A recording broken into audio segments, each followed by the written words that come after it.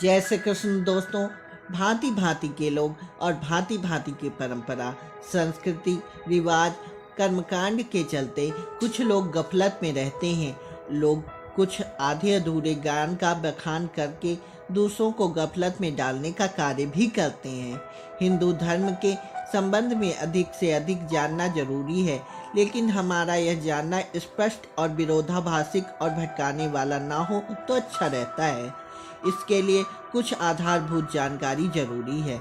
अधिकतर हिंदुओं में वैचारिक भिन्नता है, तो इसका कारण है धर्म का सही ज्ञान ना होना। दोस्तों, धर्म का ज्ञान नहीं है तो कम से कम वे कार्य नहीं करने चाहिए जो धर्म विरुद्ध हैं या जो धर्म को भटकाने वाले हैं। क्या करना सही है, उस पर चर्चा करते हुए हम आपको बताएंगे कि क्या क्या गलत है जो कि आप करते आए हैं और अभी भी कर रहे हैं। सही को करने का ही परिणाम सही निकलता है, गलत को करने का परिणाम हमेशा गलत ही निकलता है। दोस्तों, भारतीयों ने तो अभिवादन का धार्मिक तरीका तो छोड़ ही दिया है। हालांकि भगवान का नाम लेने में कोई बुराई नहीं है, लेकिन अभिवादन का एक हिंदू तरीका भी है, उसे सभी अपनाएं तो अच्छा रहता है। धर्म की ऐसी बहुत सी बातें हैं जिसे कालांतर में छोड़ देने के कारण हिंदुओं की सोच में बिखराव आ गया है। नमः धातु से बना है नमस्कार। नमः का अर्थ होता है नमन करना या झुकना। नमस्कार का मतलब है पैर छूना नहीं होता। नमस्कार शब्द हिंदी, गुजराती, मराठी, तमिल, बंगाली आदि वर्तमान में प्रचलित भाषाओं का शब्द नहीं है। यह हिंदू धर्म की भाषा संस्कृत का शब्द है। संस्कृत से ही सभी भाषाओं का जन्म हुआ है। हिंदू और भारतीय संस्कृत के अनुसार मंदिर में दर्शन करते समय या किसी सम्मानी व्यक्ति से मिलने पर हमारे हाथ स्वतः ही नमस्कार की मुद्रा में जुड़ जाते हैं। नमस्कार करते समय व्यक्ति क्या करे और क्या ना करे, इसका शास्त्रों में कुछ नियम है। नियम से ही समाज चलता है।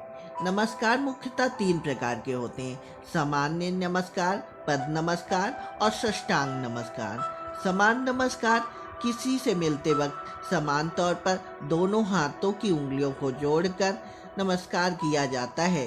प्रतिदिन इसमें कोई न कोई मिलता ही है जो हमें नमस्कार करता है और हम उसको नमस्कार करते हैं। पद नमस्कार, इस नमस्कार के अंतर्गत हम अपने परिवार और कुटुंब के बुजुर्गों, माता पिता आदि के पैर छूकर नमस्कार करते हैं। परिवार के अलावा हम अपने गुरु और आध्यात्मिक ज्ञान से संपन्न व्यक्ति के पैर छूते हैं। अष्टांग नमस्कार, यह नमस्कार सिर्फ मंदिर में ही किया जाता है। इसमें षष्टिपु, मन, बुद्धि इन 8 अंगों से ईश्वर की शरण में जाना अर्थात साष्टांग नमन करना साष्टांग नमस्कार होता है। नमस्कार के कुछ नियम हैं। कभी एक हाथ से नमस्कार नहीं करना चाहिए। गर्दन हिलाकर भी नमस्कार नहीं करना चाहिए। दोनों हाथों को जोड़कर ही नमस्कार करना चाहिए। इससे सामने वाले के मन में आपके प्रति अच्छी भावना का विकास होता है। आप भी इसे एक औपचारिक अभिवादन नहीं समझना चाहिए। नमस्कार करते समय मात्र 2 सेकंड के लिए नेत्रों को बंद कर देना चाहिए। इससे आंख और मन में ताजगी का अनुभव होता है। नमस्कार करते समय हाथों में कोई वस्तु भी नहीं लेनी चाहिए। पाद नमस्कार करते समय ऐसे किसी व्यक्ति के पैर नहीं छूने चाहिए जिसे आप अच्छी तरह नहीं जानते हो या जो आध्यात्मिक संपन्न व्यक्ति ना हो। बहुत से लोग आजकल चापलूसी या पद लालसा के चलते राजनीति में पैर छूते हैं, जो कि गलत है। साष्टांग नमस्कार में मंदिर में ही नमस्कार करना चाहिए। साष्टांग नमस्कार करते वक्त पैरों में चप्पल या जूते भी नहीं होने चाहिए। मंदिर में नमस्कार करते समय पुरुष सिर ना ढके और स्त्रियों को सिर ढकना चाहिए। हनुमान मंदिर और कालिका के मंदिर में सभी को सिर ढकना चाहिए।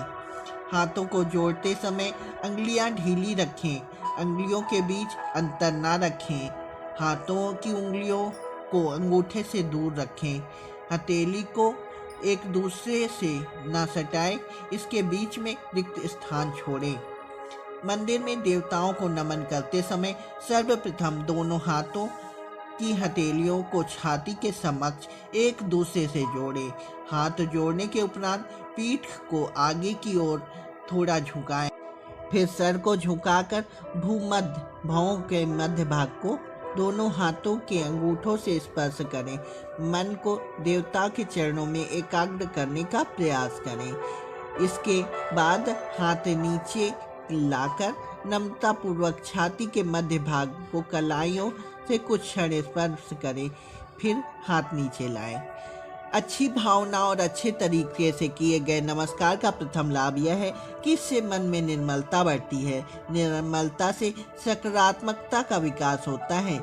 अच्छे से नमस्कार करने से दूसरे के मन में आपके प्रति अच्छे भावों का विकास होता है।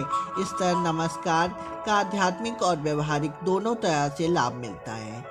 इससे जहां दूसरों के प्रति मन में नम्रता बढ़ती है, वहीं मंदिर में नमस्कार करने से व्यक्ति के भीतर शरणागत और कृतज्ञता का भाव का विकास होता है। इससे मन और मस्तिष्क शांत होता है और शीघ्र ही आध्यात्मिकता में सफलता मिलती है। विवाह संस्कार करें वैदिक रीति से। प्रत्येक प्रांत में हिंदुओं ने अपने अपने विवाह की रीति रिवाज स्थानिकता के आधार पर गढ़ ली है। प्राचीन काल में ऐसा नहीं होता था। सभी वेद समस्त विवाह ही करते थे। लंबी काल परंपरा और विदेशी धर्म और संस्कृति के मिश्रण के कारण हिंदू विवाह में विकृति आ गई है, जिसके चलते प्रत्येक समाज, प्रांत और स्थान विशेष के विवाह संस्कार भी भिन्न भिन्न हो गए हैं, जो कि अनुचित हैं। हिंदू धर्म में एकमात्र धर्म ग्रंथ वेद है। वेद के अनुसार किए गए विवाह संस्कार ही शास्त्र सम्मत होते हैं। वेदों के अलावा ग्रह सूत्रों में भी संस्कारों का उल्लेख मिलता है। विवाह हिंदुओं के प्रमुख 16 संस्कारों में से एक माना जाता है, जो कि बहुत ही पवित्र कर्म होता है। इसी संस्कार के बाद व्यक्ति गृहस्थ जीवन में प्रवेश करता है। यदि यह संस्कार उचित रीति रिवाज से नहीं हुआ तो यह महज एक समझौता ही होगा। हिंदू धर्मानुसार विवाह एक ऐसा कर्म या संस्कार है जिसे बहुत सोच समझकर समझदारी से किए जाने की आवश्यकता है। दूर दूर तक के रिश्तों को छानबीन किए जाने की जरूरत है। जब दोनों पक्ष सभी तरह से संतुष्ट हो जाएं, तभी इस विवाह को किया जाने के लिए शुभ मुहूर्त निकाला जाता है।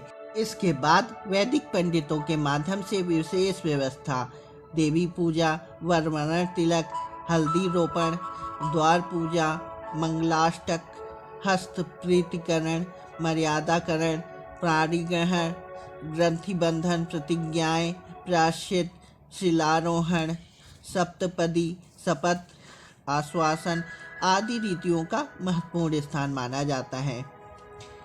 हिंदुओं में दीक्षा लेने का एक विशेष नियम है। वर्तमान दौर में अधिकतर नकली और ढोंगी संतों द्वारा कथावाचक की फौज खड़ी हो गई है और हिंदू जन भी हर किसी को अपना गुरु मानकर दीक्षा लेकर उसका बड़ा सा फोटो अपने घर में लटका लेते हैं। उसका नाम और फोटो जड़ित लॉकेट गले में पहन लेते हैं। यह धर्म का अपमान है और पतन भी माना जा सकता है।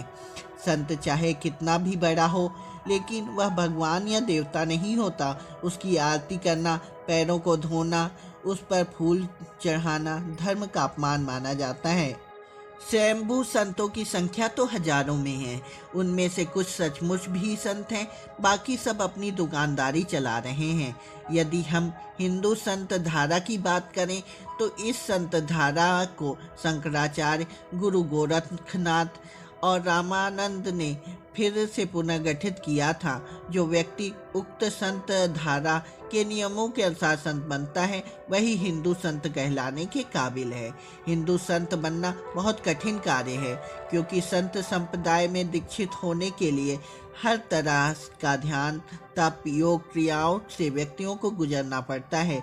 जब ही वह शैव या वैष्णव साधु संत में प्रवेश मिलता है।